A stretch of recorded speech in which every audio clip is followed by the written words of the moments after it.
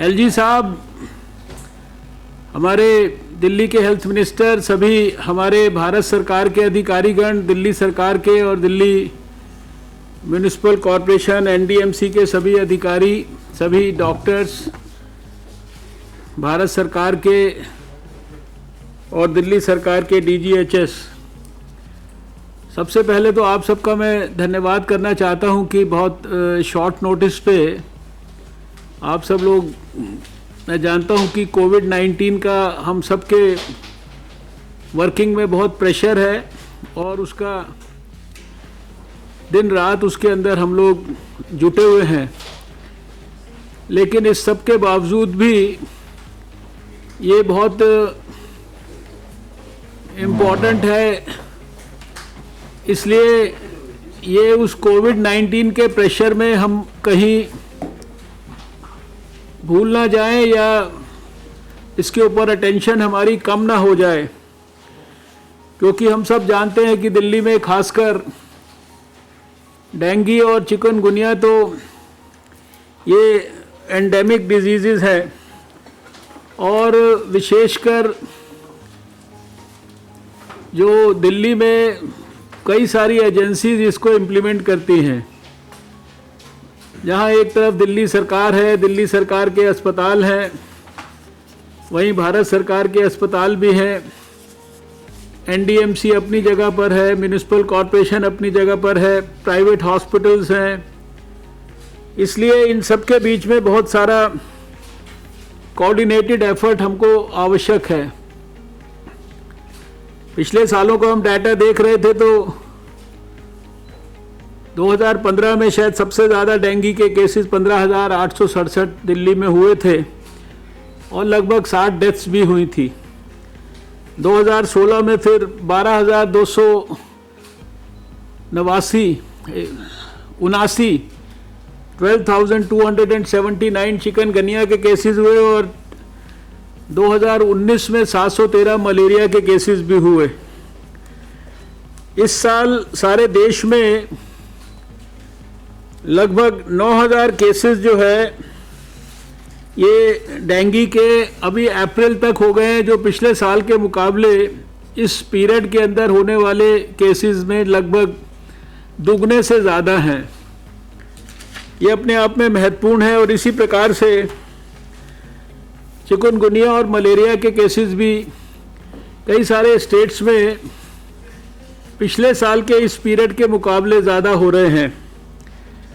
ये कोविड का समय हमारे लिए एक कठिन समय है, जिसमें सारे देश के सभी स्वास्थ्य विभाग के लोग जूझ रहे हैं और पहले भी हमने ये मीटिंग करके ये बार बार इस बात का संज्ञान सबको दिलाया है, दिल्ली में भी और देश में भी, कि जितनी भी नॉन कोविड बीमारियां हैं इनकी प्रायोरिटी जो है वो कम नहीं होनी चाहिए।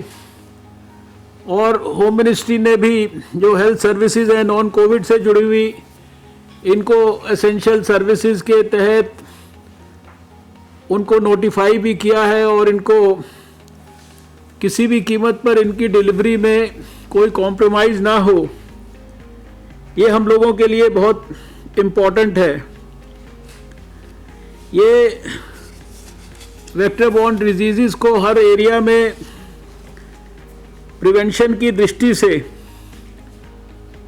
पैसिव सर्वेलेंस की दृष्टि से, अर्ली डिटेक्शन की दृष्टि से और इनकी कंप्लीट ट्रीटमेंट की दृष्टि से इनके महत्व को हम सब अच्छी तरीके से जानते हैं। अभी हमारे अस्पतालों में हमारी लेबॉर्ट्रीज़ के ऊपर भी बहुत ज़्यादा लोड है, अस्पतालों के ऊपर भी बहुत ज़्यादा लोड है और इसके कारण इनके ऊपर से ध्यान जो है थोड़ा सा ओझल होने की भी संभावना रह सकती है। सारे देश में जोन्स को, यानी सारे देश को, सारे शहरों को, सबको रेड, ऑरेंज और ग्रीन जोन्स में भी डिवाइड किया गया है और उस नाते भी थोड़ा सा ट्रीटमेंट की दृष्टि से या जो फील्ड में एफर्ट्स करने हैं, थोड़ा सा अभी जैसे एक स्लाइड प्रेजेंटेशन में भी आपको ये चीज़ से वाकिफ़ किया जाएगा कि थोड़ी सी डिफरेंशियल स्ट्रैटेजी हो सकती है। घर में लोग अभी लॉकडाउन के कारण घर में है, पानी को भी बहुत स्टोर कर रहे हैं और उसके कारण हम सब जो दिल्ली में तो खासकर 20 साल से ज़्यादा समय से 25 साल से हम लोग डेंगू को बहुत नज़दीक से समझ रहे हैं और हम जानते हैं कि डेंगू तो खासकर जो है वो साफ़ सुथरे पानी में जो घर में रहता है उसमें होता है। अगर वो ठीक से उसकी क्लीनिंग नहीं है, ठीक से उसको कवर नहीं किया गया है, छोटे से फ्लावर वेस्ट से लेकर और पुराने कूलर में पड़े हुए पानी तक, कहीं पर भी अभी तो दिल्ली के लोग तो विशेषकर इसको बहुत अच्छी तरह जान गए हैं, इतने सालों से उनका एजुकेशन हो रहा है। लेकिन इस सब के बावजूद भी दिल्ली के लोगों को, कम्युनिटीज़ को फिर से इसके बारे में जागरूक करना, अवेयर करना और ख़ासकर जो मॉस्किटो बाइट्स अवॉइड करने के लिए जितने पर्सनल प्रोटेक्टिव मेजर्स हैं इनको लेना। हम सब जानते हैं कि अभी तीनों में से किसी भी बीमारी की जिसकी हम खासकर आज बात कर रहे हैं वेक्टर बॉर्न डिजीज़ में, डेंगू, चिकनगुनिया या मलेरिया, इसकी कोई वैक्सीन नहीं है और इसके कारण जो वेक्टर कंट्रोल मेजर्स हैं ये सबसे इम्पॉर्टेंट हैं। जो खासकर डोमेस्टिक ब्रीडिंग को चेक करने वाले लोग हैं, अभी ये रिस्ट्रिक्शंस के अंदर जो है उनके लिए भी बहुत सारी कठिनाइयां हैं, लेकिन इस सब के बावजूद भी ये इस समय बहुत इम्पॉर्टेंट है। फॉगिंग के बारे में भी अभी ये जैसा बताया जाएगा कि ग्रीन जोन में तो शायद हम सारे के सारे मेजर्स को अच्छी तरीके से जैसे नॉर्मली लेते हैं वो ले सकते हैं, लेकिन बाकी रेड जोन इत्यादि में उसके संदर्भ में भी बहुत सारी प्रिकॉशंस लेने की आवश्यकता है। कंस्ट्रक्शन साइट्स पर भले ही अभी काम ना हो रहा हो, लेकिन कंस्ट्रक्शन साइट्स के ऊपर जो है पुराना स्टैगनेंट पानी वगैरह हो सकता है, उसके बारे में जो अर्बन डिपार्टमेंट्स हैं उनको अलर्ट करने की दृष्टि से, और ख़ासकर जो फीवर के केसेस आ रहे हैं, अब आएंगे, उसमें अगर हमको इसके बारे में इंडिकेशन नहीं लगता है कि वो कोविड हो सकता है, तो हमारा ध्यान, हम समझते हैं कि तुरंत डेंगू, चिकनगुनिया और मलेरिया जैसी बीमारियों के ऊपर ज़रूर जाना चाहिए। इन तीनों बीमारियों के संदर्भ में हमारे अस्पतालों में एडिक्वेट जो टेस्ट किट्स उपलब्ध हो जाएं, इसको भी सुनिश्चित करें। और इसके लिए हम सबको पता है कि NIV पुणे ने ये टेस्ट किट्स जो हैं, ये दूसरी जो आजकल कोविड की किट्स हवाई जहाज से सब जगह भेजी जा रही है, उसके साथ इनको भी भेजा जा रहा है और अस्पतालों को ये कहा गया है कि वो एयरपोर्ट से उनको कलेक्ट कर लें या अपने कम से कम इंडेंट जो है वो इसके संदर्भ में दे दें। And this is the right time when if we have not done it we should immediately do it. कुछ एक अस्पतालों ने, मुझे पता है कि जैसे सफदरजंग अस्पताल ने ऑलरेडी 2 हफ्ता पहले ये सारा काम कर लिया है। इसी तरह से अस्पतालों में यद्यपि पिछले समय में हमने आपस में बात भी की है और रेड क्रॉस को, रीजनल ब्लड ट्रांसफ्यूजन सेंटर्स को एक्टिवेट किया है। रेड क्रॉस ने भी काफ़ी सारी चीज़ें फैसिलिटेट की हैं, ब्लड डोनेशंस वगैरह के बारे में, एडिक्वेट अवेलेबिलिटी ऑफ ब्लड के बारे में इन द हॉस्पिटल्स। तो इस संदर्भ में भी जो हमारे कंटिजेंसी प्लान हैं उनको हम बनाकर एक्टिवेट कर लें, क्लिनिशियंस को और ख़ासकर लेबॉर्ट्री के जो स्टाफ हैं उनको इसके संदर्भ में, जैसे हम लोग आपस में एक दूसरे को जागरूक कर रहे हैं इस समय, इसी तरह से उनको भी थोड़ा सा, क्योंकि सभी का ध्यान इस समय कोविड के ऊपर बहुत ज़्यादा फोकस्ड है, तो कहीं ना कहीं जो है इसके कारण जो है हमारे को कोई कमी ना हो जाए। जो मलेरिया के बारे में मुझे ये कहना है कि दिल्ली जो है ये कैटेगरी 1 स्टेट है जहाँ की हमें मलेरिया को बहुत जल्दी एलिमिनेट करना है और हम कर सकते हैं। लेकिन यहाँ हमारा भारत सरकार का ऑब्जर्वेशन है कि यहाँ जो प्रोसेस ऑफ एलिमिनेशन है वो थोड़ा स्लो है। उसके ऊपर अगर विशेष ध्यान दिया जाए तो शायद हम लोग ये कर भी पाए, नहीं तो हो सकता है वी में miss the target. Community awareness के बारे में तो हम सब जानते हैं कि इसकी बहुत ज़्यादा आवश्यकता है, और साथ में जो हमेशा बीमारियों से जूझने और लड़ने के लिए हमें जिस प्रकार का इंटर सेक्टोरल कोऑर्डिनेशन चाहिए, और विशेषकर लेफ्टिनेंट गवर्नर साहब जो है वो पूरे हेड ऑफ़ द स्टेट हैं, चीफ मिनिस्टर के बाद, जो सारी एजेंसीज़ को मैं समझता हूँ कि कोऑर्डिनेशन की दृष्टि से बहुत अच्छा मदद कर सकते हैं हेल्थ मिनिस्टर के सहयोग से, जिसमें कि हेल्थ सेक्टर के लोग, नॉन हेल्थ सेक्टर के लोग, public, private, government, NGOs, local communities, ये सब लोगों को कैसे हम लोग जो है इन्वॉल्व कर सकते हैं। और इसके संदर्भ में एक ये भी सुझाव है कि अगर अस्पतालों से जो हम एक्चुअल डाटा है उसको अगर कैप्चर करें और उसके आधार पर अपने जो प्रिवेंटिव एक्शन है उसको जहाँ जहाँ इन्फेक्शन है एरियाज़ में उसके हिसाब से प्लान करें, वो एक तरह से वेग की बजाय अगर स्पेसिफिक हम करते हैं तो ये हमारा काम आसान हो जाता है। और इसमें करना कुछ नहीं है कि अस्पतालों के पास डाटा है, अस्पतालों में मरीज़ कहाँ से आ रहा है, कौन से इलाके में प्रॉब्लम है, उस एक्चुअल डाटा को कैप्चर करके और उसके अकॉर्डिंगली अपनी स्ट्रैटेजीज़ को मॉडिफाई करना है। प्राइवेट सेक्टर के अस्पताल भी ठीक से रिपोर्ट करें, उनको भी मैं समझता हूँ कि हम सबको इस सही समय पे रिमाइंड करने की ज़रूरत है। और विशेषकर जिस प्रकार से कोविड में भी उस दिन हमने जब फॉलोअप किया था तो हमने देखा था कि लगभग 4 और 5% के बीच में दिल्ली में हमारे हेल्थ वर्कर जो है वो they got affected by Covid. तो इसमें भी हम कितना अच्छी तरीके से अपने हेल्थ स्टाफ का प्रोटेक्शन कर सकते हैं, इसके संदर्भ में भी जो है हमें ध्यान देने की आवश्यकता है। और जहाँ जहाँ रेलेवेंट साइट्स हैं स्टैग्नेशन वगैरह के, या जहाँ लार्वा वगैरह है वहाँ पे लार्वी साइट्स का इस्तेमाल वगैरह हो, ये कोई ऐसी बात नहीं है जो कि नई है आप में से किसी के लिए भी। और जो लोग मेरे साथ में यहाँ बैठे हैं निर्माण भवन में, और जो लोग दिल्ली में बैठे हैं विभिन्न स्थानों पर, कुछ लोग एलजी साहब के साथ बैठे हैं, कुछ लोग दिल्ली सचिवालय में बैठे हैं, कुछ लोग हो सकता है कि अपने कॉरपोरेशन के या डीसी के दफ्तरों में बैठे होंगे। कम से कम 25-30 साल से तो मैं नज़दीक से ही देख रहा हूँ, जब मैं दिल्ली में 93 ऑनवर्ड स्वास्थ्य मंत्री था। आप में से सबको सब कुछ अच्छी तरीके से पता है, और आप भी शायद सोचते होंगे कि ये क्यों हम मीटिंग कर रहे हैं।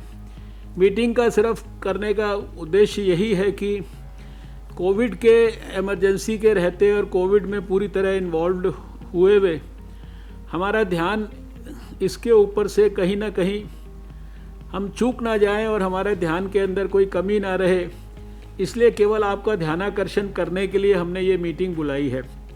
और जो हमारे बेसिक बातें हैं, बेसिक हमारे डाटाज हैं, बेसिक स्ट्रैटेजी के अंग हैं, और कहाँ कहाँ हमें कैसे कोऑर्डिनेशन करना है उसको हम लोग लिस्ट आउट करने की कोशिश कर रहे हैं। तो अभी हम हमारे अधिकारी एक प्रेजेंटेशन आपके सामने करेंगे, वो एक ब्रॉड आइडिया आपको देगा, और उसके बाद फिर हम लोग दिल्ली सरकार की तरफ से भी आपसे भी बातचीत करेंगे, आपस में एक दूसरे से भी बातचीत करेंगे, अपने एक्सपीरियंस को शेयर करेंगे। और कोई और भी बात अगर हेल्थ रिलेटेड इस समय हमें करने की ज़रूरत होगी, और ख़ासकर मान लीजिए कोई कोविड के संदर्भ में भी कोई विशेष बात होगी, तो वो भी क्योंकि आज हम लोगों को मिलने का सौभाग्य मिला, वो सब हम लोग कर सकते हैं। तो आपका सबका once again thank you so much.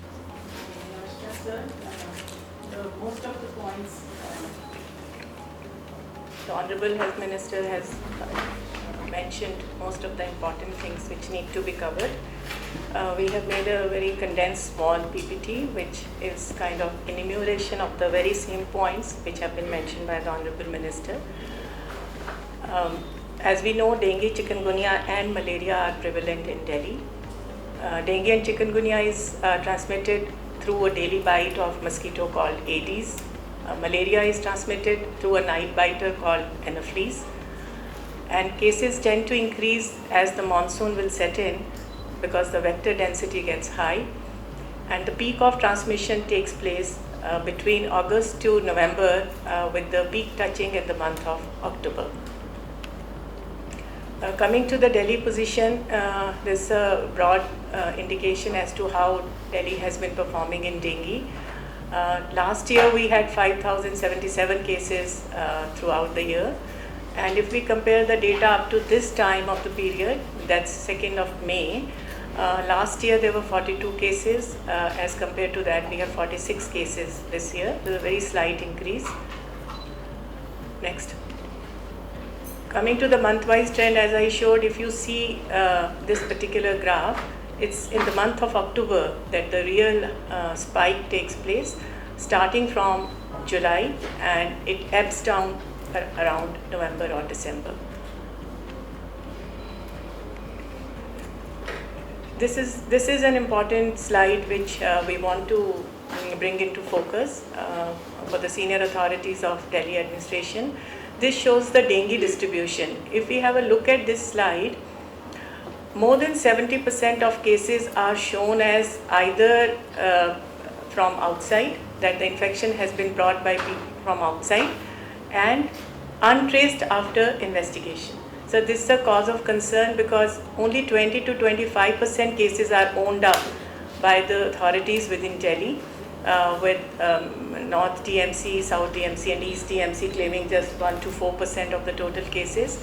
We have been time and again requesting the hospitals and the authorities that there should be a line listing of cases, and people should be traced as to where from the transmission was brought in Delhi, so that the transmission foci could be located and the counterparts in the other states could be intimated if at all the infection has been brought from outside Delhi. And no availability of the addresses of these persons with the hospital authorities or with the administration remains a cause of concern. As a result, we are not able to carry out the vector control activities. Next. Coming to chikungunya again, there are small numbers so far this year. Last year till this time we have 12 cases, and this time we have only 15 cases with very little spike so far. Next. Again, chikungunya distribution throws up the same cause of concern. We cannot trace people, and more than 65% people are being reported as from outside or not traceable. Next. This is another area which we wanted to flag. This is regarding the reporting of activities by Delhi municipal corporations. Every year they report as to how many number of houses are sprayed, how many domestic breeding checking has been done, how many houses have been found positive for mosquito breeding, how many legal notices have been issued, in how many cases prosecution has been launched, and where all G8 penalty has been imposed. So we had got the information till 25th of April, where first two statistics are important which we want to flag. The number of houses sprayed were shown as 26,029. And in the following week, just in 7 days time, 10,000 more houses have been shown as sprayed. Similarly, number of visits in houses for domestic breeding, 27,59,000 were shown as covered up to 25th of April. And in the ensuing 1 week, 2 more lakh cases, houses have been shown as visited. So with Delhi being in complete lockdown in the last few days, we want the Delhi administration to validate this data if actually 2 lakh houses have been visited for district breeding, so that we could be assured that actually this number has been checked and domestic breeding of mosquito has actually been ascertained. So the authorities just need to have a look at this data. Next. Since we are dealing with an extraordinary public health situation, therefore the differential strategies for BBD, as sir you have already mentioned, that need to be put in place. So MHA order 15th April 2020 has already said that all health services are deemed essential and need to be functional across the country. And prevention and control of VBDs obviously is one of the essential health services that must go on. These are outbreak-prone diseases and may cause significant morbidity and mortality if not prevented in time. Next. So, as a differential strategy, MOHFW has already categorized the districts into 3 categories. These are hotspot with red zone, non-hotspot districts, which we call orange zone, and non-infected districts, which are green zones. And within the hotspot and non-hotspot districts, there are containment zones, buffer zones, and the areas beyond buffer zone.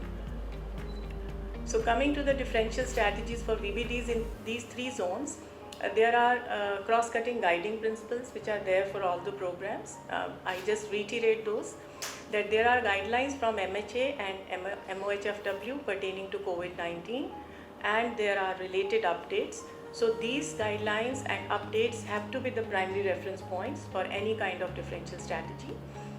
Practices of social distancing, hand washing and respiratory hygiene have to be maintained, whatever be the circumstances during all programmatic activities, irrespective of the district categorization. And these have to be maintained by the beneficiaries as well as by the service providers. There are certain activities which have to go on in all the districts. These are passive surveillance. Passive surveillance is when the patient himself reports at a health facility or to a health worker, and early detection and complete treatment of all VBDs. So this must go on. And last is that categorization of districts into red zones, orange zones and green zones is a dynamic process, and it will be updated on weekly basis. So therefore these differential strategies also have to be calibrated according to the status of a particular district on the given day when the activity is taken up. These are the 3 containment zones, buffer zones and outside the buffer zone. So outside the containment and buffer zone, local authorities can take a decision regarding surveillance and regarding vector source reduction, which is the critical activity for control and prevention of VBDs. And the decision regarding these activities can be taken on the considerations of endemicity, as to which area is more endemic, availability of HR, and availability of personal protection equipments. So we have tried to tabulate the important activities under VBD program according to the 3 zones. Now surveillance, which is done through our dedicated sentinel surveillance hospitals and health facility surveillance, it has to go on as a routine activity in all the 3 zones because all the hospitals are working. Vector surveillance, which is also very, very crucial.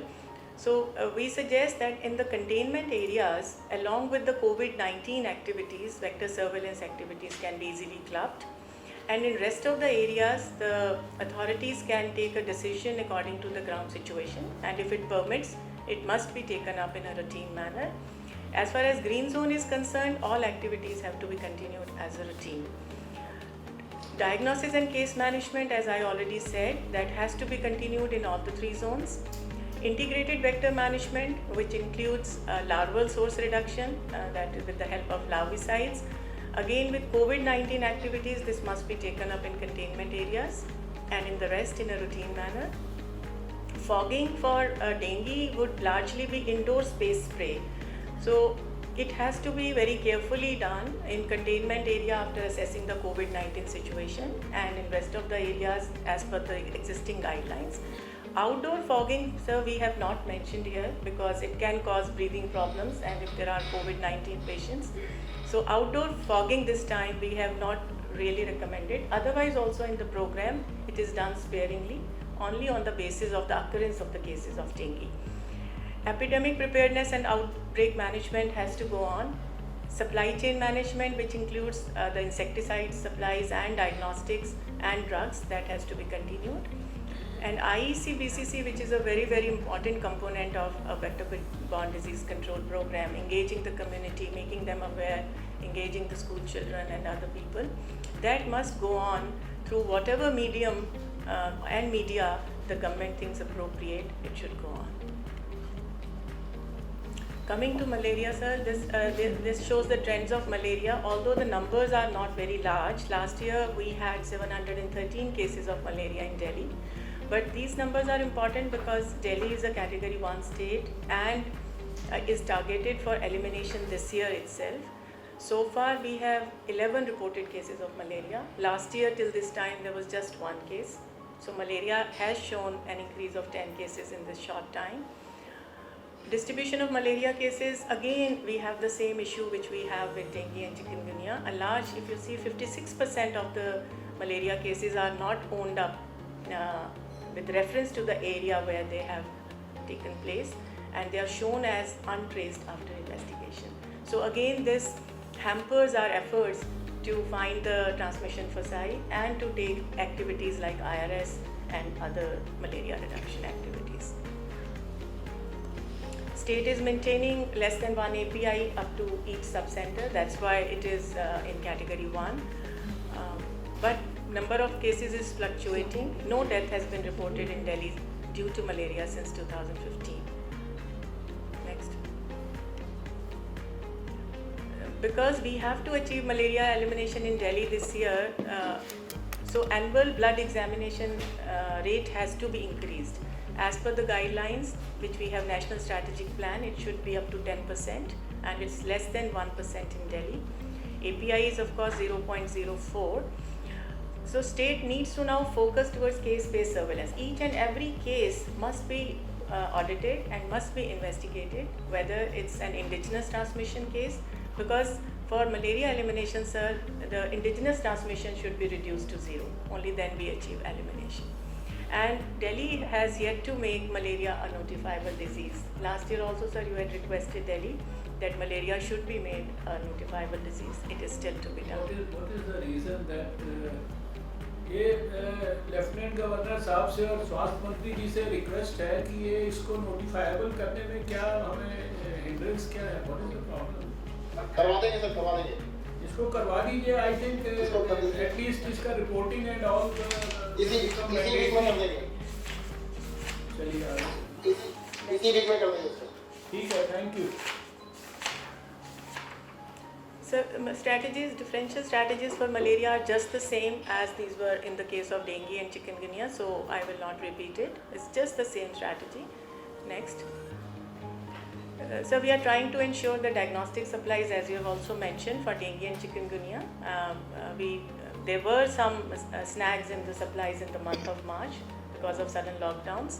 Now NIV Pune has been made to send the supplies up to the airports, and hospitals are being asked to lift the indented supplies. Safdarjung Hospital has already picked up its consignment, but other laboratories have not yet submitted their indents. So we are asking them, so wherever is the shortfall in the supplies, they should let us know.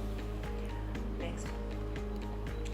Last but not the least, this is the most important part of vector-borne disease control program, sir. You also mentioned this is intersectoral coordination. We have listed here some of the important departments which are our partners in this program. Drinking water and sanitation for improved water supply to avoid storage by the households, and proper disposal of solid waste, especially in these months, is very, very important, because ADs can breed even in the container, small containers, even in the corks of bottles and other things. And IEC with Swachh Bharat mission, we have always been asking them that IEC for BBDs should also be merged. For urban development departments, the construction sites are extremely important, because these days, because of the lockdown, constructions have been stopped in between. There are semi-built construction areas where vector breeding can take place if no attention is paid. Similarly, the labor lives in temporary camps and their settlements tend to be filthy. So there also we need to be very, very vigilant about vector control activities. They are also to be encouraged to sleep under bed nets to prevent malaria and dengue.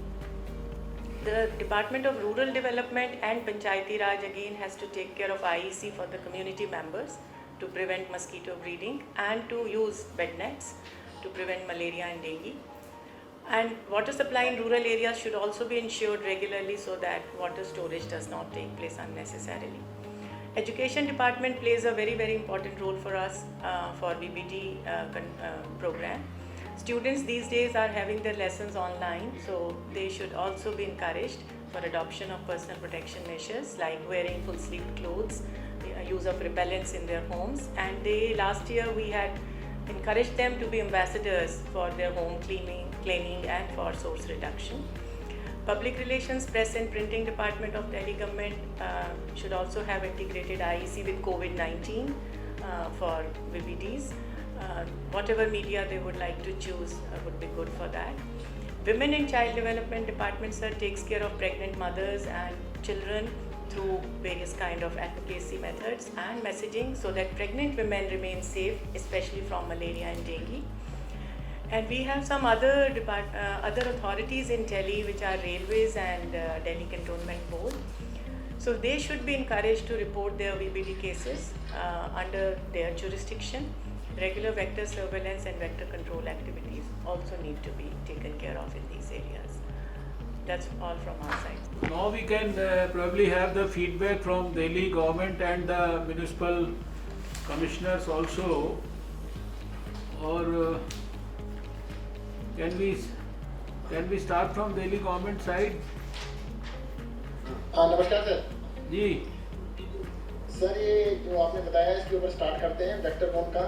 Last year हमने शायद अप्रैल में start कर दिया था, तो अभी भी इसको फिर से स्टार्ट करते हैं। अभी क्योंकि कोविड का इतना ज़्यादा चल रहा था, पिछले 3 महीने से तो कोविड ध्यान था, तो इसको भी अभी स्टार्ट कर देते हैं। मेनली पिछले साल हमने काफ़ी एग्रेसिव कैंपेन चलाया था, जिसकी वजह से पिछले साल एक भी डेथ नहीं हुई थी दिल्ली के अंदर, और काफ़ी केसेस भी काफ़ी कम रहे थे। तो अभी फिर से इसको स्टार्ट करते हैं और पूरा कैंपेन बड़ा स्केल पे चलाते हैं। दूसरा सर, जैसे आपने कहा था कि अभी मौका है कि अगर कोविड के बारे में भी कोई बातचीत करना चाहे तो उसको कर सकते हैं। तो सर मेरी रिक्वेस्ट थी, दोबारा से मैं आपसे रिक्वेस्ट करूँगा कि जैसे हमारा एम्स हॉस्पिटल है, उसमें आपने ट्रॉमा सेंटर तो डेडिकेट कर दिया है कोविड के लिए, बाकी जो 4000 बेडेड हॉस्पिटल है उसने सारे एडमिशन बंद कर दिए हैं हर तरह के। तो मुझे लगता है दिल्ली शहर के अंदर अगर 4000 बेड को हम बंद कर देते हैं, बिकॉज कि वहाँ पर कुछ पोर्शन के अंदर 16 पेशेंट हैं जो कि जिनका ट्रीटमेंट कोविड के लिए हो रहा है, बाकी सारी सर्विसेज बंद हो गई हैं। सर मेरी फिर से आपसे रिक्वेस्ट है कि उस हॉस्पिटल को स्टार्ट कर दिया जाए। फिर से मैं एक रिक्वेस्ट फिर से करूँगा कि 3 सेंट्रल गवर्नमेंट के हॉस्पिटल हैं, RML, लेडी हार्डिंग और सफदरजंग, सभी हॉस्पिटल में कुछ बेड डेडिकेट किए गए हैं कोविड के लिए। अब उसकी वजह से दिक्कत क्या आ रही है कि कोविड के कहीं पर 20 पेशेंट है, कहीं पर 30 पेशेंट है, कहीं पर 50 पेशेंट है, और बाकी जो सर्विसेज है क्योंकि वो कॉमन हो गया है, तो ज़्यादातर लोगों को वहाँ पे मना किया जा रहा है कि सर्विसेज के लिए कि भाई यहाँ पे कोविड का काम होता है, यहाँ पे नहीं होगा। मैं फिर से आपसे रिक्वेस्ट करूँगा, तीनों हॉस्पिटल में से 2 को नॉन कोविड के लिए डेडिकेट कर दिया जाए और एक हॉस्पिटल को आप कोविड के लिए डिक्लेयर कर दें, सो दैट के सर्विसेज में हैम्पर ना हो। अभी मैं आपको एग्जांपल दूंगा, डायलिसिस के जितने भी पेशेंट थे पिछले 3 दिन के अंदर 72 पेशेंट LNJP में एडमिट हो चुके हैं जो कि कोविड पॉजिटिव है। तो होगा क्या कि बाकी हॉस्पिटल्स जो सेंटर के थे, वो सुपर स्पेशलिटी हॉस्पिटल्स हैं, अगर डायलिसिस का एक भी पेशेंट वो नहीं लेंगे और सारे वहाँ पे इकट्ठे 72 ऑलरेडी एडमिटेड है सर, तो ये मतलब इतना बड़ा क्राइसिस दिल्ली शहर के अंदर पैदा हो जाएगा कि हम लोग उसको हैंडल नहीं कर पाएंगे। तो मेरा फिर से आपसे रिक्वेस्ट है कि 3 में से 1 को आप डिक्लेयर कर दें कोविड के लिए और 2 को आप रख लें नॉन कोविड एक्टिविटीज़ के लिए। और एम्स में आपने बहुत अच्छा किया है कि ट्रॉमा ब्लॉक को आपने कोविड के लिए कर दिया, बाकी हॉस्पिटल को ओपन किया जाए, उसको बंद ना रखा जाए। मतलब इसका कोई लॉजिक नहीं बनता है कि हम हेल्थ सर्विसेज को बिल्कुल बंद कर दें। 4000 बेडेड हॉस्पिटल है जिसको कि हमने ऑलमोस्ट बंद कर दिया है और सिर्फ 16 पेशेंट कोविड के रखे हुए हैं, इसका कोई लॉजिक मुझे समझ में नहीं आ रहा है। आपसे हम्बल रिक्वेस्ट है, दोनों चीज़ों को कर लिया जाए please. So I just want to clarify, first thing is that जो ये 3 अस्पताल हैं हमारे, लेडी हार्डिंग, RML और सफदरजंग, सबसे पहले of course सफदरजंग में तो there is a separate block which is a COVID hospital as you know, and in other areas non-COVID activities are going on with proper triage. Next thing is that in Lady Harding also there is triaging, and same is the case in RML. Now RML, I think I am ready to review because RML beds are not too many, so we'll take a call on that whether it can be made non-COVID totally. But one thing I want to tell you that we had raised this issue separately with Delhi government कि क्या हुआ था that all the Delhi non-COVID hospitals were sending say dialysis patients to RML without prior notice. So it's very important that the two superintendents of the hospitals meet, they talk on phone, so that people are stretcher is ready, or matlab agar koi and same has happened with pregnant women also, so that the services, because we know that everybody is working on very stretched hours with lot of fatigue has set in, but we need to have systems between our hospitals. My instructions to our hospitals are that you will not refuse a non-COVID emergency case, because that's what we are meant for. And I'll make sure to see that if there are any gaps, we'll talk separately, and at the official level, if there are any gaps, we'll try to bridge them. Next thing I want to say is, as far as AIIMS is concerned, they have started their services from yesterday. That's what I was informed. I will review. It's not as if the entire hospital is doing just nothing. That's not true. They are sort of attending to patients, and of course the trauma center has separately been declared non-COVID, because in any case there are not too many trauma cases coming up, because roads are closed and there's a lockdown, and accidents are less, so those kind of things are there. देखिए, ये सत्येन जी, मैं आपको इतना बताना चाहूँगा कि जो इस संदर्भ में थोड़ा सा आपकी ऑब्जर्वेशन जो है ना, वो उसमें इंफॉर्मेशन में कमी है, क्योंकि मैं ये जितने अस्पतालों का आपने नाम लिया है, इंक्लूडिंग आपके जो कोविड हॉस्पिटल है, आपका लोकनायक, आपके यहाँ दिल्ली गवर्नमेंट में राजीव गांधी जो ट्रांस यमुना में है, अपना RML लेडी हार्डिंग तो मैंने इसी संडे विज़िट किया, सफदरजंग को विज़िट किए हुए मुझे 3-4 हफ्ते हो गए, ऑल इंडिया इंस्टीट्यूट, ये सारे अस्पतालों का कोविड नॉन कोविड सब में अच्छी तरीके से विज़िट कर चुका हूँ। और अभी 1 महीना पहले भी मैं जब एम्स में गया था, तो एम्स में 50% जो है एम्स जो है उसके बेड के ऊपर पेशेंट थे बाकायदा उस समय पे भी। और हमने जैसे दिल्ली गवर्नमेंट को कहा, उतने ही सख्ती से सेंट्रल गवर्नमेंट के अस्पतालों को, और हमको अगर कहीं पे ट्विटर पे भी कोई खबर मिल जाती है कि किसी अस्पताल में किसी नॉन कोविड को रिफ्यूज़ किया जा रहा है, तो हम लोग तुरंत एक्शन करते हैं, इररिस्पेक्टिव ऑफ कि वो दिल्ली गवर्नमेंट का अस्पताल है या सेंट्रल गवर्नमेंट का है। बहुत सख्त और बहुत क्लियर इंस्ट्रक्शंस हैं सबको, और सब जगह पर जो है, जैसे सफदरजंग के बारे में अभी मैडम ने बताया कि वहाँ जो एक पूरा का पूरा जो एक प्रकार से जो हमारा सुपर स्पेशलिटी का ब्लॉक था, जिसमें 500 से ज़्यादा कमरे वगैरह हैं, उसका रास्ता भी बिल्कुल बाहर से है, उसको बिल्कुल एकदम सफदरजंग के कैंपस में अलग से हमने कोविड के लिए डेडिकेट किया है। ऐसे ही ट्रॉमा सेंटर जो है हमारा, उसको भी हम लोगों ने जो है डेडिकेट किया, उसको भी मैं पूरी तरीके से विज़िट कर चुका हूँ। इसलिए इस बारे में कोई किसी तरीके का आपके पास भी कोई जानकारी अगर आए किसी भी पर्टिकुलर पेशेंट या किसी पर्टिकुलर अस्पताल के बारे में जो भारत सरकार का, और अगर वहाँ पे रिफ्यूज़ किया जाए, आप मुझसे शेयर करिए। मेरे पास भी कोई जानकारी आती है, हम तो स्टेट अवे मेडिकल सुपरिटेंडेंट से बात करते हैं, हम कभी आपको बॉदर नहीं करते हैं। इसलिए हमको सबको मिलजुल कर ये जो पीरियड है इसको निकालना है, और ये इंस्ट्रक्शन सबको बड़ी स्पष्ट है कि किसी भी प्रकार से कोई भी मेडिकल सर्विसेज जो है, अभी हमारे एम्स में काफ़ी समय से अभी तो जो OPD के लिए भी जो रजिस्ट्रेशन है ऑनलाइन शुरू करके, और फिर हम मेजॉरिटी पेशेंट्स को हमारे वहाँ पे head of the department professors वगैरह जो है वो टेलीफोन पे बात करके टेली कंसल्टेशन भी देते हैं। तो धीरे धीरे करके सर्विसेज जो है, लेकिन इमरजेंसी के बारे में पूरे कोविड के पीरियड में we had been very clear कि किसी को ब्लड की ज़रूरत है, किसी को कोई हार्ट अटैक हुआ है, किसी को कोई डायलिसिस करना है, इसमें किसी कीमत पर कोई कॉम्प्रोमाइज़ नहीं हो सकता। और अब तो धीरे धीरे सारी चीज़ें ओपन अप हो रही हैं, तो ये सारे प्रश्नों का कोई वैसे भी दिक्कत नहीं है। लेकिन स्पेसिफिक में कोई भी पेशेंट्स के बारे में कहीं से भी आपको कंप्लेंट आती है, आप हमसे शेयर करिए, हम आपसे शेयर करेंगे, but we will not allow anyone to refuse patient anywhere.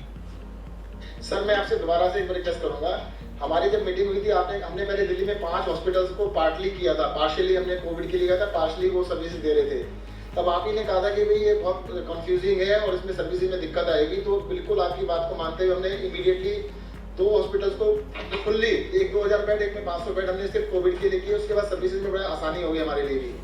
अभी सर देखिएगा उसी चीज को हम रहते हैं, 3 हॉस्पिटल्स हैं, तीनों पार्शियली कोविड भी दे रहे हैं, पार्शियली नॉन कोविड दे रहे हैं। उससे बेटर है कि एक को कोविड कर देंगे, लोगों को बिल्कुल कंफ्यूजन खत्म हो जाएगा और बाकी में जाकर वो कोई भी सर्विस ले सकते हैं। सर अगर एक एक केसेस को हम मॉनिटर करेंगे, अभी मैं देखो इस बारे में अलग से बात कर लूंगा, बता दूंगा कितने केसेस को इमरजेंसी में रिफ्यूज किया जा रहा है। There an number of cases, वो कहते हैं हमारे यहाँ कोविड है, पहले कोविड के ऊपर ध्यान देंगे। मुझे लगता है ये कंफ्यूजन बहुत ज्यादा क्रिएट हो गया है, हमारे को 3 में से 1 करने ज्यादा अच्छा रहेगा।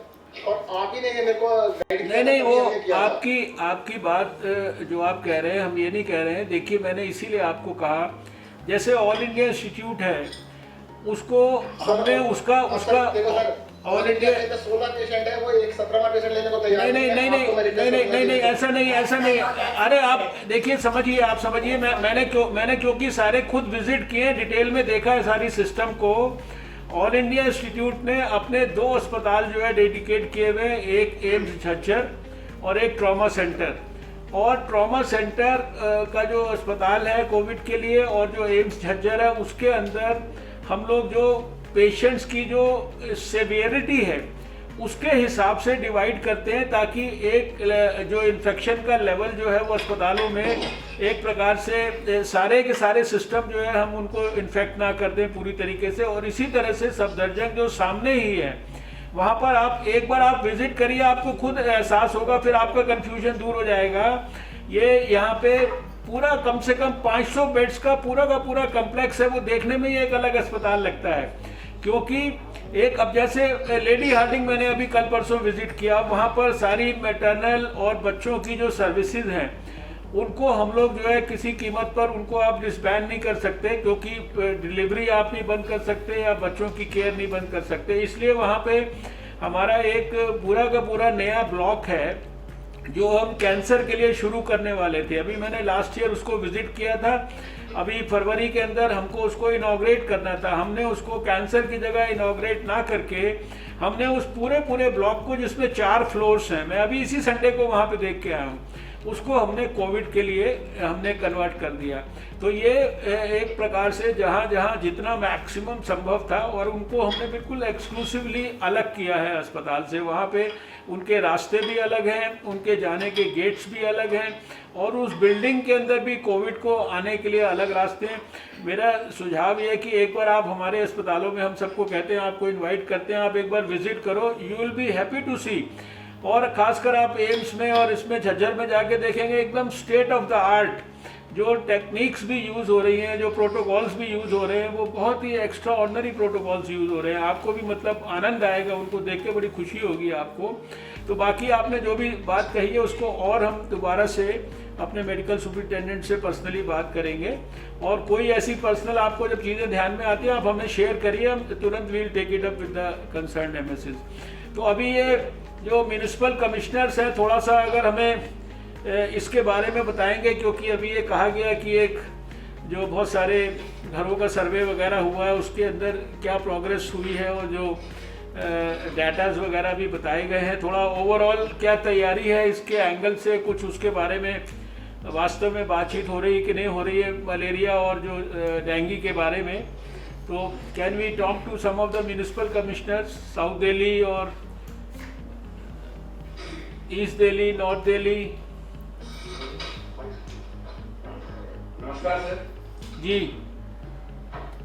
सर, जैसा कि आप जान रहे हैं सर कि जो हमारे मेन पावर है इस एक्टिविटीज के लिए, कॉमन मेन पावर है जो कोरोना के लिए भी काम कर रही है और हमारे जो डेंगू, चिकनगुनिया और मलेरिया के लिए काम कर रही है। तो सर पिछले 2-2.5 महीने से तो सारे लोग कोरोना में लगे हुए हैं, लेकिन इन द लास्ट 2 वीक से सर कम से कम 50% मैन पावर हमने इन 3 फैक्टर बॉक्स के लिए एवर्ट किया है, और इसके 15 दिनों में हमारी एक्टिविटीज बढ़ी है। और जैसा प्रेजेंटेशन में भी दिखाया गया सर कि नंबर ऑफ हाउसेस वगैरह की वो चेकिंग वगैरह हुई है, जैसे 15 दिनों में काफी ज्यादा बढ़ी है सर। इस एक्टिविटीज को आगे भी सर हम कंटिन्यू करेंगे, और जो भी स्टैंडर्ड गाइडलाइंस है उस प्रोटोकॉल को हम फॉलो कर रहे हैं सर। कुछ कंसर्न्स हैं सर, 1-2 कंसर्न जो जस्ट आपके संज्ञान में लाना चाहूँगा सर। क्योंकि जितने भी ये लोग काम कर रहे हैं इसमें से करीबन 20 से 25% हमारे जो स्टाफ हैं सर वो नेबरिंग स्टेट से आ रहे हैं, स्पेशली हरियाणा और यूपी से। और पिछले सर 1 वीक में जिस ढंग से तो हमारा इंटर स्टेट बॉर्डर है सर पूरी तरीके से सील कर दिया गया है, तो इसके कारण हमें काफ़ी कठिनाई हो रही है सर। तो रिक्वेस्ट ये है कि कहीं ना कहीं चीज़ें थोड़ी आसान हो रही है, चीज़ें कई जगह ढील भी दी जा रही है, तो इंटर स्टेट बॉर्डर पे रेस्पेक्टिव स्टेट गवर्नमेंट से अगर टेकअप करके सर इसे थोड़ा सा सुचारू रूप से कम से कम लोगों को आने जाने में किसी तरह की सुविधा ना हो, स्पेशली जो म्यूनिसिपल एम्प्लॉय हैं सर। आज से 15 दिन पहले तक अगर इनके पास म्यूनिसिपल एम्प्लॉइज के आई कार्ड होते थे तो उनको आने जाने में कहीं दिक्कत नहीं होती थी, लेकिन अब जो नेबरिंग स्टेट के जो हमारे डिस्ट्रिक्ट हैं सर फरीदाबाद, गुड़गांव, सोनीपत, इवन नोएडा, वहाँ पे हमारे आई कार्ड वगैरह को मतलब मान नहीं रहे हैं और बाय एंड लार्ज उनको रोक दे रहे हैं सर। इससे काफी समस्या आई है सर, वो शायद हमारी इस एक्टिविटी में कहीं ना कहीं थोड़ी सी बाधा उत्पन्न करेगी सर। इसमें मेरा ये एलजी साहब, मेरा ये इस बारे में 2 बार हमें ये हमारी हेल्थ सेक्रेटरी ने भी बताया था, तो 2 बार मैंने हरियाणा के हेल्थ मिनिस्टर से भी बात किया। उन्होंने मुझे कहा कि उन्होंने वहाँ के चीफ सेक्रेटरी को भी कहा और उनके हिसाब से उन्होंने हेल्थ के लोगों को रिलैक्स भी किया है, लेकिन फिर भी ये जो शिकायत है जो अभी कमिश्नर साहब ने की, ये बराबर कुछ ना कुछ मात्रा में आ रही हैं। तो मेरा रिक्वेस्ट ये है कि बैजल साहब आप भी एक बार आज अगर वहाँ हरियाणा के चीफ सेक्रेटरी से भी बात करें कि भाई ये इशू जो है इसमें या तो इन्फॉर्मेशन जो है वो बॉर्डर्स तक ठीक से कम्युनिकेटेड नहीं है। ये दिल्ली के लोगों को कई स्थानों पर प्रॉब्लम आ रही है, अभी भी आ रही है, हेल्थ वर्कर्स को भी हमारे। I can agree with the municipal commissioner. तो ये आप भी थोड़ा सा बात करेंगे तो मुझे लगता है कि और उस बात का एम्फेसिस रहेगा कि दिल्ली के नाते आप कहिए कि दिल्ली में हमारी जो हेल्थ फोर्स है उसको बहुत दिक्कत आ रही है इसमें। तो अभी शायद ऊपर से कोई कन्फ्यूजन नहीं है, नीचे जो बॉर्डर पे जो इम्प्लीमेंटिंग एजेंसीज हैं वहाँ पर लेवल पे कन्फ्यूजन होता है। जी मैं अभी जब कमिश्नर से बात कर रहा था तो इसको हाईलाइट किया गया है जी। तो आज से कुछ दिन पहले चीफ मिनिस्टर साहब का फोन आया था मेरे पास। उन्होंने ये बात कही थी कि आपके यहाँ से पुलिस और हेल्थ वगैरह के लोग आते हैं जो रहते हैं गुड़गांव में और फरीदाबाद में, और हमारा परसेंटेज ऑफ संक्रामक लोगों का बढ़ जाता है। तो उन्होंने कहा था, तो हमने काफ़ी कुछ यहाँ इंतजाम कर दिए, पुलिस के लिए भी कर दिया और हेल्थ वालों के लिए भी कर दिया रहने के लिए। लेकिन अभी आज पहली मरतबा मुझको मालूम पड़ा है कि इनके स्टाफ जो वहाँ काम करता है, इनके साथ काम करता है कॉर्पोरेशंस में, उसको मना हो रहा है। मैं सीएम साहब से भी बात करूंगा, चीफ सेक्रेटरी साहब से भी बात करूंगा और रिक्वेस्ट करूंगा उनको। सर एक और कर सकते हैं जो बाकी स्टेट्स ने भी करा है कि रिटायर्ड नर्सेज हों, एएनएम्स हों, उनको भी हम इस काम के लिए we can take them on contract basis. बोला जी हाँ, बोला हुआ है, सबको बोला हुआ है। ये सबसे ज्यादा इनकी प्रॉब्लम आ रही है जो हमारे ब्रीडिंग चेकर्स होते हैं जी, वो लोग सब ज्यादातर वहां से आते हैं और उनके लिए दिक्कत है। मैं उनको यही सजेस्ट करूंगा कि अगर कमिश्नर उनको सर्टिफिकेट दे रहे हैं कि उनके वर्कर्स हैं, एसेंशियल सर्विस है, तो अलाउ कर दिया जाए। हमने काफ़ी कुछ की, तो यहाँ पे अकोमोडेशन प्रोवाइड कर दी पुलिस और उनकी बाकी स्टाफ की। तो इसलिए अगर इस कैटेगरी को मान लेते हैं तो अच्छा है, नहीं हुआ तो मैं फिर आपसे रिक्वेस्ट करूँगा। ठीक है। ये ईस्ट दिल्ली के म्यूनिसिपल कमिश्नर हैं जी। नमस्कार सर। हाँ नमस्कार। सर थोड़ा बताइए जरा।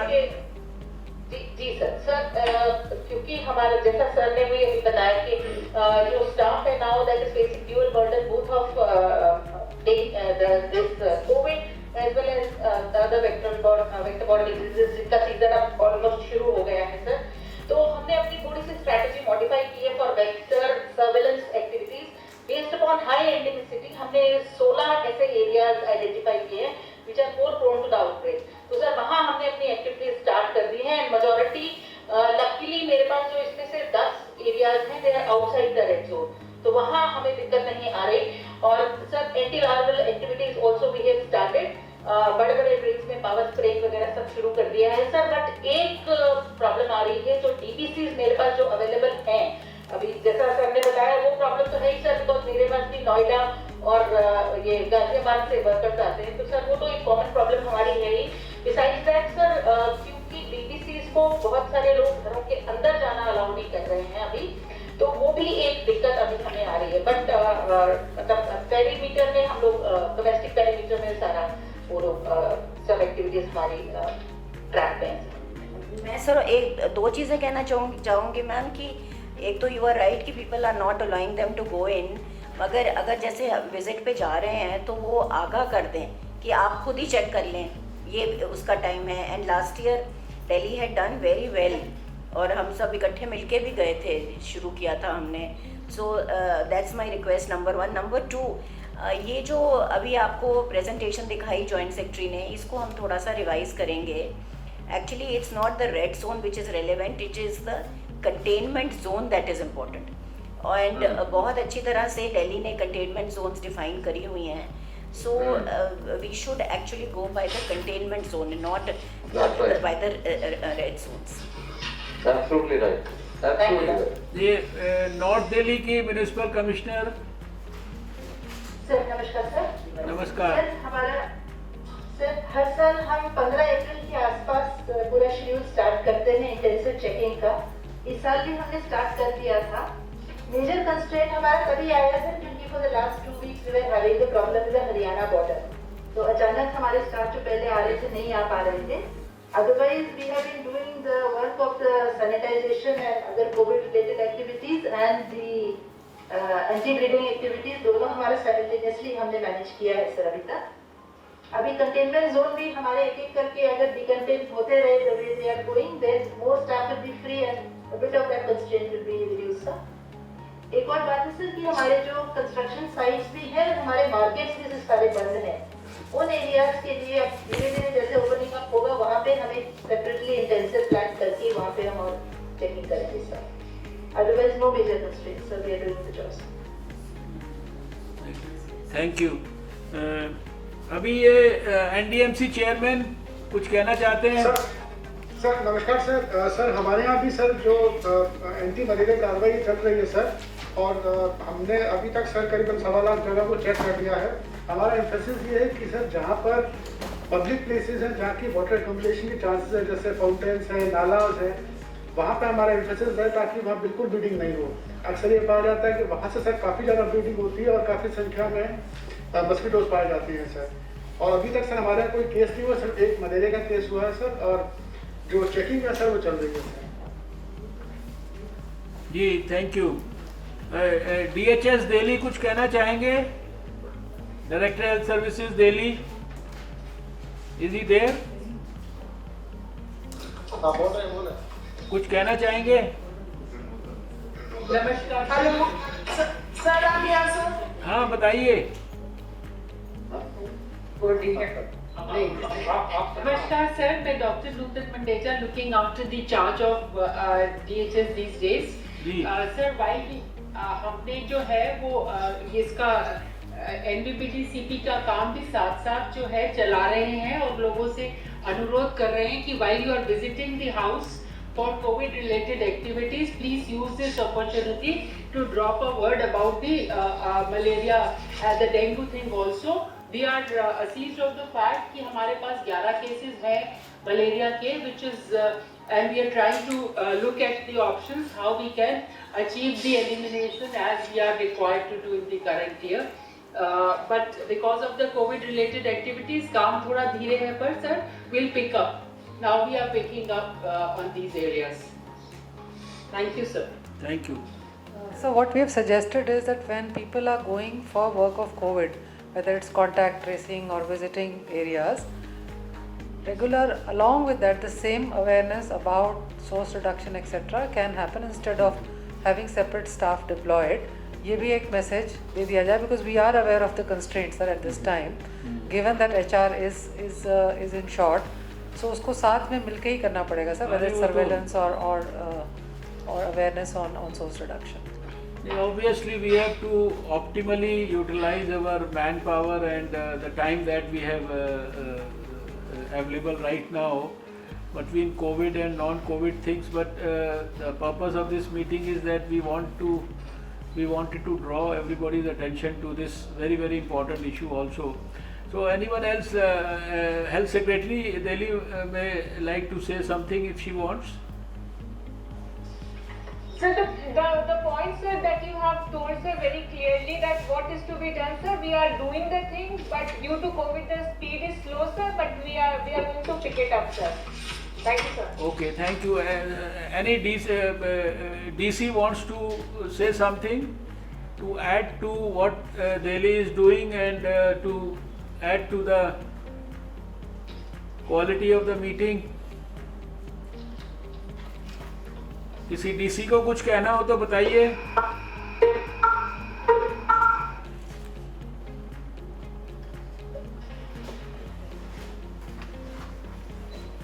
तो एलजी साहब से रिक्वेस्ट करें कि वो कुछ कहें, फिर उसके बाद में मैं अपने कुलीग मिनिस्टर से भी कहूँगा, वो भी इस समय कुछ कहना चाहेंगे।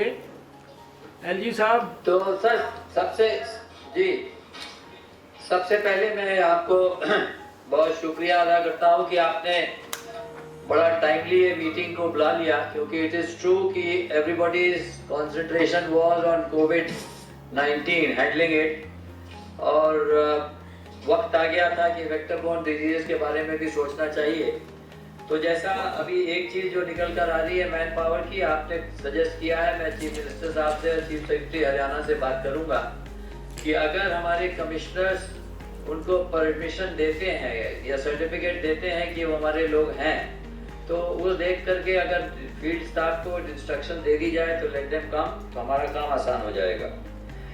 इसमें आईईसी का रोल बहुत इंपॉर्टेंट होता है सर, आप भी जानते हैं, मैं भी, हम लोगों ने पिछले 2-3 साल से आईईसी पे काफ़ी जोर दिया था, जिसमें स्कूल कॉलेज के बच्चों को भी हम इन्वॉल्व करते थे, तो वो जाकर अपने पेरेंट्स को बोलते थे एंड इंफॉर्मेशन का स्प्रेड होता था।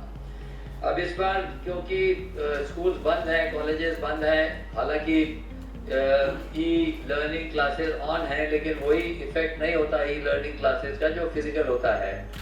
मुझे ऐसा लगता है कि कहीं ना कहीं इसके प्रोग्राम में हमको RWAs को हम नहीं इन्वॉल्व कर रहे हैं, उन्हें करना चाहिए। तो मैं चारों कॉरपोरेशंस को ये सजेस्ट करूंगा कि RWAs को कांटेक्ट करके उनके साथ अगर काम करेंगे और लोगों को बताएंगे कि what is not to be done, IEC का प्रोग्राम तो चलता रहे, लेकिन साथ में RWAs को भी लेकर के अगर काम करेंगे तो शायद पब्लिक विल कम फॉरवर्ड। हमें समझाना होगा कि it is in their interest to ensure कि nowhere water gets collected for these mosquitoes to breed. बस इसके साथ बाकी तो सब प्रॉब्लम्स बात हो ही गई है। अब मॉनिटरिंग करते रहेंगे रेगुलरली, जिससे कि मालूम पड़ता रहे कैसा प्रोग्रेस हो रहा है, क्या डिफिकल्टीज हैं। So this is a good beginning. Thank you very much sir for taking time of for us. ठीक, अभी मैं अपने देखिए दोबारा से मलेरिया के बारे में मैं खासकर, क्योंकि ये this is something that you can actually eliminate, आप उसमें कैटेगरी 1 में है, तो इस पर थोड़ा सा और थोड़ा ध्यान फोकस कर लें, so that we may not miss the chance. मैं हमारे जो सहयोगी मंत्री हैं अश्विनी चौबे जी, उनसे भी कहूँगा कि वो इस मीटिंग में कुछ कहेंगे, and then we can close the meeting if Satyendra ji को कुछ और नहीं कहना है तो। आदरणीय स्वास्थ्य मंत्री श्री डॉक्टर हर्षवर्धन जी और हमारे लेफ्टिनेंट गवर्नर साहब और दिल्ली राज्य के स्वास्थ्य मंत्री श्री जैन जी और सभी उपस्थित हमारे वरिष्ठ पदाधिकारीगण, दिल्ली सरकार के चीफ सेक्रेटरी और पदाधिकारीगण, बहुत प्रसन्नता है कि आज हम लोगों ने बहुत पहले ही डॉक्टर साहब ने इसकी चिंता जताई है, और मुझे याद है पिछले बार हम लोगों ने यहाँ मीटिंग किया था और 1 महीना पूरा कह सकते हैं कि हमारे सभी लोग और दिल्ली सरकार के भी म्युनिसिपल कमिश्नर और सभी विभिन्न जगहों में मोहल्लों में गए थे, और वहाँ पर विद्यालय में भी जाकर के हम लोगों ने जगह जगह अवेयरनेस का काम किया था। और कई जगहों पर यह देखने को मिला था कि बहुत सारे बड़े बड़े घर में भी गए थे, छोटे घर में भी गए थे, गली और ऐसे मोहल्लों में गए थे जो बहुत ही कंजेस्टेड था, और वहाँ काफ़ी जो ठीक कि पानी के अंदर किस प्रकार से गमले में कैसे होता है, हमारे लोगों ने बता करके और देखा भी कि वो स्थिति कितनी गंभीर थी। बहुत सारे डेंगू के जो वो सारे लार्वा हैं वो कितनी बड़ी संख्या में थी, और हमने स्वयं उसको देखा और एक तरह से कह सकते हैं कि यात्रा करके वो विद्यालय में बच्चों को भी बताया गया। मुझे लग रहा है कि अभी विद्यालय बंद है और स्वाभाविक है कि इस स्थिति में अवेयरनेस उतना नहीं हो सकता था बच्चों के बीच में, नहीं हो पा रहा है। तो मुझे लग रहा है कि थोड़ा इसके बारे में भी दिल्ली सरकार सजग है और जागरूक है।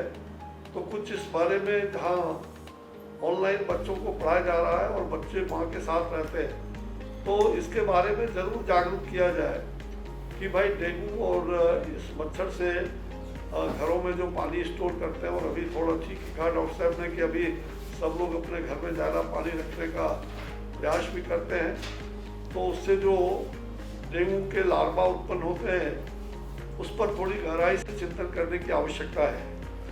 साथ ही मुझे लग रहा है कि सारी बातें आ गई हैं और हम सब लोग सजग रहें, जागरूक रहें, और कोविड के इस युद्ध में हमें वेक्टर बॉर्न डिजीज के बारे में जो चिंतन करना है, ताकि कोई भी इससे छूटे ना।